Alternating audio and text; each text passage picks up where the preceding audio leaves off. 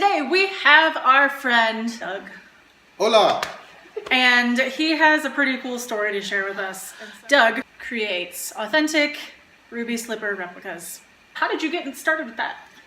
Well, I'm an Oz freak, so anything that has to do with the Wizard of Oz I love, especially the ruby slippers. I've always wanted a pair of slippers, so I was like, I'll just buy a pair of ruby pop slippers. Yeah, no. Those go for like $2-3 million. So I started making. I got online, got hooked up with this group called the Ruby Slipper Fan Club, and they are authorized to make reproductions. In order to become a member of that, you have to create a pair and they have to approve it. Then after that, then they send you the actual blueprint so you can make them. So you just have to do it on your own first? You have to try and figure it out. Huh. Okay. You did that and you are a member. And now I create replica ruby slippers. What are some secrets you can give us about things you didn't expect making the shoes? When I first started making the ruby slippers, I just started sewing sequins onto a shoe one by one, and that kind of ate up my thumbs. And then I took a little further look at the diagram and how to make them. You're supposed to sew them onto fabric and then put the fabric on the shoe. Made life a lot easier. Okay, that's got to be a challenge too. It is. And so something you had told me is that the sequins weren't red in the original one, right? They're magenta. They had to create a certain type of sequin for the movie because normal red sequins looked orange when they shot it in Technicolor. So they had to create a different sequin and put more magenta in it. And you can't find those sequins, so you just have to go with what you want. So you've been creating these shoes for how long now? Since 2004. Okay. And you have a couple of really cool stories. Let's start with this pair because that was first. All right. Well, this pair was used in the movie Night at the Museum, Battle of Smithsonian.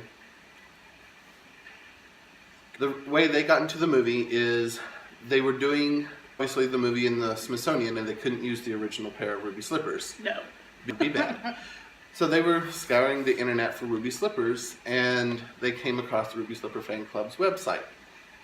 And they liked the way my shoes looked and asked me if I would make them a pair, and so there they are. The actor who is playing the Egyptian pharaoh is holding them and is looking at them going, real rubies indeed, and tosses them, and they go flying off set.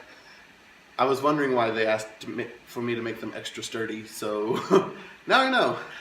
Oh, that must have terrified you though, seeing I was it. like, well, Then we've had these in our exhibit for shoes. And we had the label saying they were in Night at the Museum too. And we had them in Theatrica?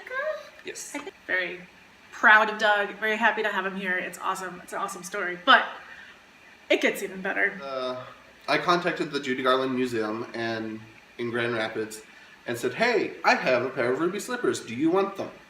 An exact copy of the ones that were stolen from their museum several years ago. They were all ecstatic and said yes, yes, yes, yes, yes. Boxed them up, sent them to them, and they are on permanent display right beside Dorothy's dress. Oh, that's amazing. Recently, the Travel Channel did an episode on the stolen ruby slippers, in which mine are featured in the scenes where they're being stolen and the case is being smashed. Yeah, it's pretty cool. They're kind of getting famous, so I'm excited. Yeah, that's amazing. So that's the big stories, which is awesome. So again, so proud of Doug. If you want your own pair of ruby slippers, find him on Facebook. Join us next week and we will talk more about these beauties right here. Bye. Au revoir. Our smoothie stars. And